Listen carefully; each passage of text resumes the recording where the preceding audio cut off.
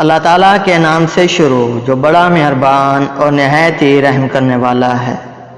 رسول اللہ صلی اللہ تعالیٰ علیہ وآلہ وسلم نے ارشاد فرمایا، لوگوں میں بہتر وہ شخص ہے جو لوگوں کے لیے فائدہ مند ہو۔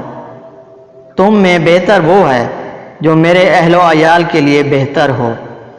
نیکی کا راستہ بتانے والا نیکی کرنے والے کی طرح ثواب کا حقدار ہے، اور برائی کا راستہ بتانے والا برائی کرنے والے کی طرح سزا کا حقدار ہے۔ جو چیز تمہیں شک میں ڈالے اسے چھوڑ دو، اور اس چیز کو اختیار کرو جس میں شک نہ ہو، کیونکہ سچائی میں سکون اور جھوٹ میں بے چینی ہے۔ دنیا مومن کے لیے قید خانہ اور کافر کے لیے جنت ہے۔ دنیا آخرت کی کھیتی ہے۔ انسان کا دین اس کی عقل ہے، اور اس کا کوئی دین نہیں جس میں عقل نہیں۔ تین باتیں جس میں ہوں گی وہ ایمان کی مٹھاس محسوس کرے گا۔ نمبر 1، اللہ تعالیٰ اور اس کے رسول صلی اللہ علیہ وآلہ وسلم، ان دونوں سے زیادہ اسے کوئی محبوب نہ ہو۔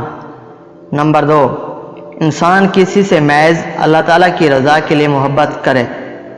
نمبر 3، کفر سے بچنے کے بعد کفر میں لوٹنے کو اتنا ہی ناپسند کرے جتنا وہ آگ کے اندر گرنا ناپسند کرتا ہے۔ گناہ بھلایا نہیں جا سکتا، نیکی پرانی نہیں ہوتی، اور نیک سلوک کرنے والا مرتا نہیں۔ اب تو جو چاہے بن جا۔ خوش اخلاقی سے ہی دنیا و آخرت بہتر ہوگی۔ چغل خور اللہ تعالیٰ کے ہاں معزز نہیں ہو سکتا۔ اصل دانائی اللہ تعالیٰ سے ڈرنا ہے۔ اصل دین برائی سے بچنا ہے۔